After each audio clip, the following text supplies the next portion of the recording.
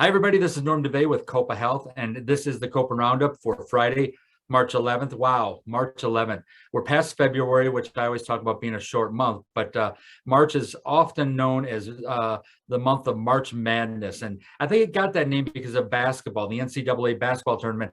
But I have to tell you, with the way gas prices are going, I have a feeling that we have a new reason to call March Madness.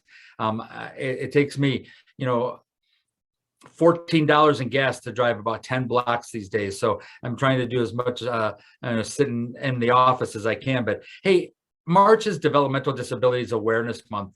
And we've got Sondra Reed, a program coordinator with Community Day Services at CC's Place with us today. Sondra, how are you doing? I'm doing really well. How about you, Norm? Good. I'm doing great. I know I've seen you plenty of times in person, but because of the pandemic and all the things that are going on, I don't get to see anybody out in the sites quite as much. But Sondra, tell us a little bit about your background, how you came to Copa Health, and what kind of work you do with our members. Okay. I started in this field over 20 years ago, working in group homes in Iowa, where I grew up. And then I continued in Illinois when I moved there. I was inspired to contribute to the improvement of their quality of life. So I went to school to get a degree in a related field, which is therapeutic recreation. And then after I graduated, I worked at a special rec program through the Park District in Champaign-Urbana. And since then, I've worked in a variety of different day programs for adults and an after-school program for children with developmental disabilities as well. I came to Copa Health through when it was Mark Community Resources back in 2009 when I moved to Phoenix. I actually was hired to work at the Courtney's Day program out in Scottsdale. So I was working under Terry Weidman. And I worked there for 2.5 years, and I moved on to some other things, and I came back here to Copa Health about 3.5 years ago. And my office is now at CC's Place, but I work for our whole program, which includes the Freestone Day program as well. Yeah, I actually, I love it when I hear stories about people that have left us and they've gone and done something else for a while, like you, Sondra, and also like Terry, and then have come back to Copa Health. So it's just so exciting.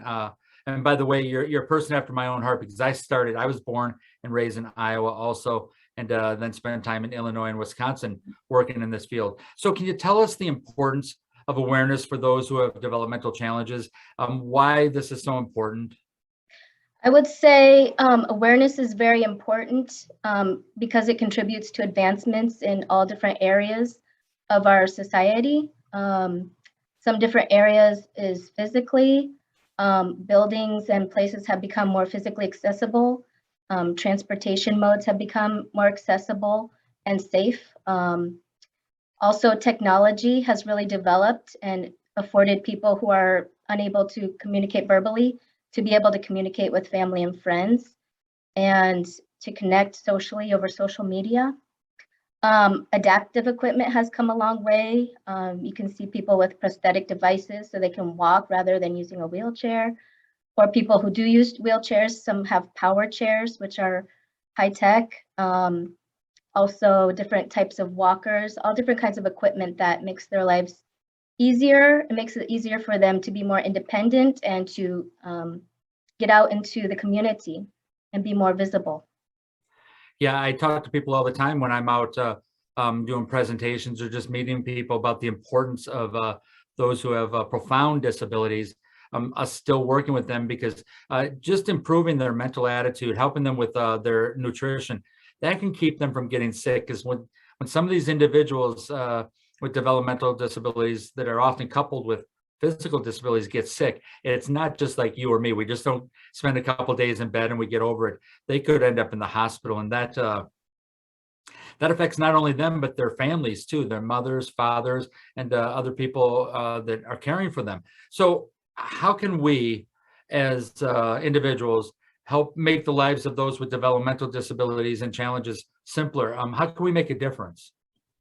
I would say by learning more about people with disabilities. That way, when you're out in the community, if we see somebody who's acting different, it may just be because they have a disability or the way a child is acting, or even the way a person speaks. If they speak with a slur, it could be part of their disability. Here at CC's, or in our department in Freestone as well, we work with the members on different areas like their physical activity, socialization activities, for example, going out in the community, which we haven't been able to do too much since COVID, but we're starting to get at least out to the local parks and things. And we have a horse therapy program that's over at Freestone. So we go there twice a month. We also do different things like sensory activities and fine arts, and teaching all different kinds of independent living skills. So even at their homes, they can learn to do their own laundry, their dishes, different things like that, and also different ways to communicate. So here is a place for them to socialize with their friends and network with other people, to work on goals that they come up with for themselves. So we are here to help them to become more independent. As caregivers, sometimes we want to jump in and help too much. So we have to really step back and encourage the members to do it themselves so that they can develop the skills. And I would say the main thing is to see the person rather than their disability. So if you don't know somebody, just say hello and put your hand out, even though you're not sure how they will shake your hand, but that they'll let you know. So yeah, you know, I have to tell you, Sondra, you had me at learn more about disabilities. I always believe education followed closely by empathy could be the solution to all of the world's problems. And I think the more people know about the people that we serve in our developmental disabilities and intellectual disabilities programs like CC's Place, the better off our world is going to be. And I just love that you led with that. So thank you so much. Hey, and I do have a question for you. And you know, this is somewhat of a serious question because I grew up in Iowa. I went to the University of Iowa and then University of Northern Iowa, and the whole state seems to be, you know, falling into two categories. They're either cyclones or Hawkeyes, or I guess the third category is who cares. But were you a cyclone or a Hawkeye? a Hawkeye.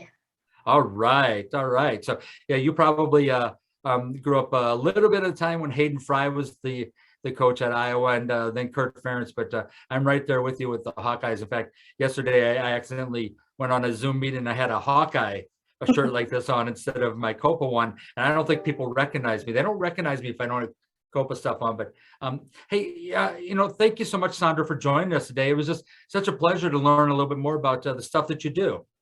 Thank you. It was my pleasure. Thank you for having me.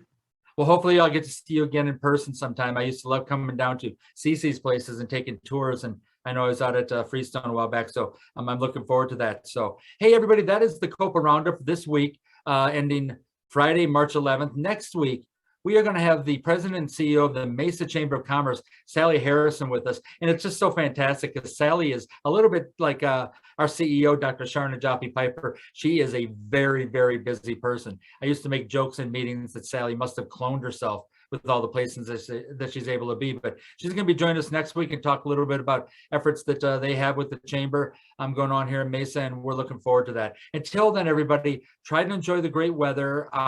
You know, stay safe. And if you get an opportunity, you know, encourage other people to connect with those who have developmental disabilities or intellectual disabilities.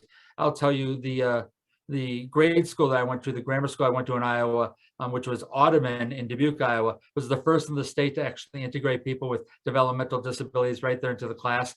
And so I just grew up around these people, and I just understand them, and I just love it so much. But until next week, everybody, stay safe, and we will talk to you soon. Bye now.